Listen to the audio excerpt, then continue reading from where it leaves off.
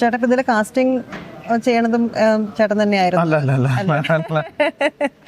ഇത് ഞങ്ങൾ എന്താ പറയുക, ഞങ്ങൾ 9 കൊല്ലം മുന്നേ ഞാനും വിനോദമൊക്കെ ഇങ്ങനെ ഇരുന്നപ്പോഴുണ്ടായിട്ടുള്ളത് എന്നാ ചെയ്തേ കളയാം എന്ന് പറഞ്ഞ് അങ്ങനെ വന്ന് ഈ വലുപ്പത്തിലായതായി നാടകം.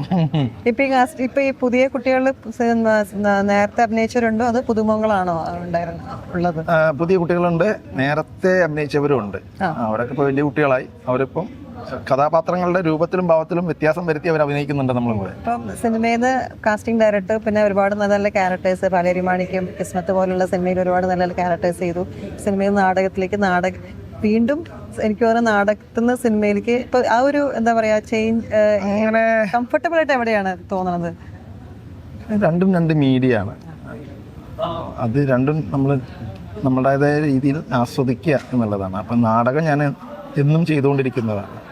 സിനിമ നമുക്ക് എന്നും ചിലപ്പോൾ വന്നോളണമെന്നില്ല. അപ്പം എല്ലാ കാലത്തും നാടകം ചെയ്യുന്നുണ്ട്. അതിൻ്റെ ഇടയിൽ കയറി വരുന്നതാണ് പലപ്പോഴും സിനിമ. രണ്ടും നമുക്ക് സ്വയം ആസ്വദിക്കാൻ പറ്റുന്നതാണ്. വളരെ സന്തോഷം. ഇപ്പം എല്ലാവരും കാത്തിരിക്കുകയാണ് 24-ാം തീയതി 26-ാം തീയതി. എല്ലാവരും വരണം. എല്ലാവരും സപ്പോർട്ട് ചെയ്യുക. എല്ലാവരും സപ്പോർട്ട് ചെയ്യുക, വരണം, കാണണം. Thank you so much.